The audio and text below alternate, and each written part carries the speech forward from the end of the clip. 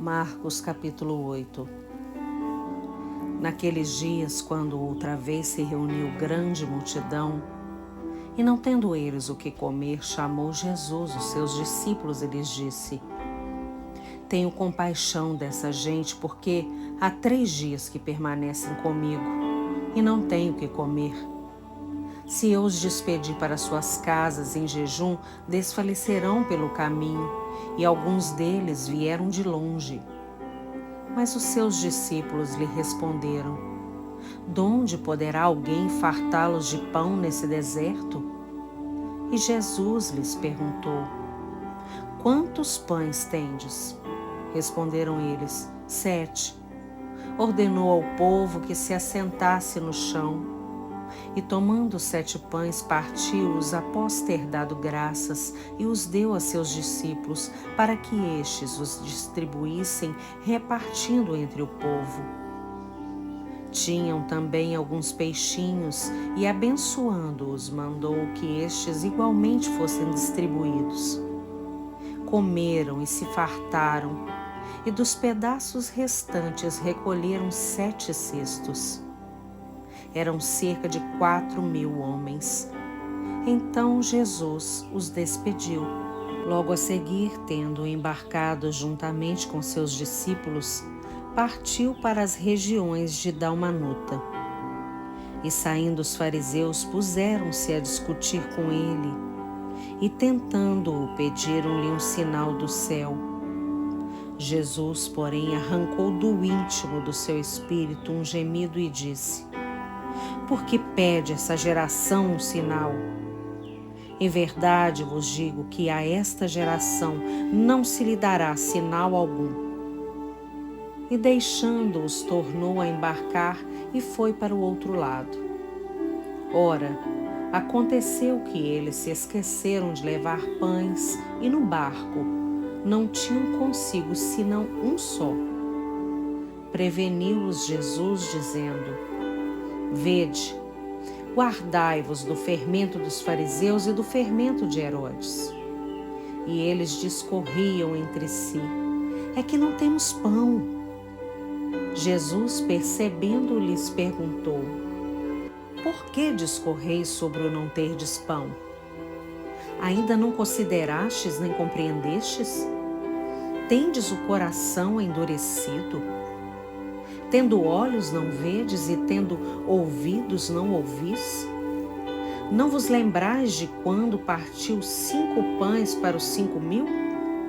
Quantos cestos cheios de pedaços recolhestes? Responderam eles: 12. E de quando partiu 7 pães para os 4.000? Quantos cestos cheios de pedaços recolhestes? Responderam: 7. Ao que lhes disse Jesus: Não compreendeis ainda? Então chegaram a Betsaida e lhe trouxeram um cego, rogando-lhe que o tocasse. Jesus, tomando o cego pela mão, levou-o para fora da aldeia e, aplicando-lhe saliva aos olhos e impondo-lhe as mãos, perguntou-lhe: Vês alguma coisa? Este, recobrando a vista, respondeu: Vejo os homens, porque como árvores os vejo andando. Então, novamente lhe pôs as mãos nos olhos, e ele, passando a ver claramente, ficou restabelecido e tudo distinguia de modo perfeito. E mandou Jesus embora para casa, recomendando-lhe: Não entres na aldeia. Então Jesus e os seus discípulos partiram para as aldeias de Cesareia de Filipe. E no caminho perguntou-lhes: Quem dizem os homens que sou eu? E responderam: João Batista, outros Elias, mas outros algum dos profetas. Então lhes perguntou: Mas vós, quem dizeis que eu sou? Respondendo Pedro, lhe disse: Tu és o Cristo. Advertiu-os Jesus de que a ninguém dissessem tal coisa a seu respeito.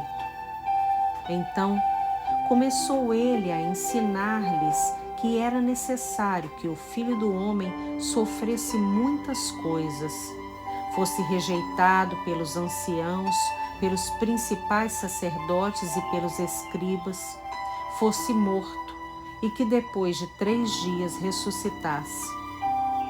E isto ele expunha claramente. Mas Pedro, chamando-o à parte, começou a reprová-lo. Jesus, porém, voltou-se e, fitando os seus discípulos, repreendeu a Pedro e disse: Arreda, Satanás! Por que não cogitas das coisas de Deus e sim das dos homens? Então, convocando a multidão e juntamente os seus discípulos, disse-lhes: Se alguém quer vir após mim, a si mesmo se negue. Tome a sua cruz e siga-me. Quem quiser, pois, salvar a sua vida, perdê-la-á. E quem perder a vida por causa de mim e do Evangelho, salvá-la-á. Que aproveita ao homem ganhar o mundo inteiro e perder a sua alma? Que daria um homem em troca de sua alma? Porque qualquer que nessa geração adúltera e pecadora se envergonhar de mim e das minhas palavras, também o Filho do Homem se envergonhará dele quando vier na glória de seu Pai com os santos anjos.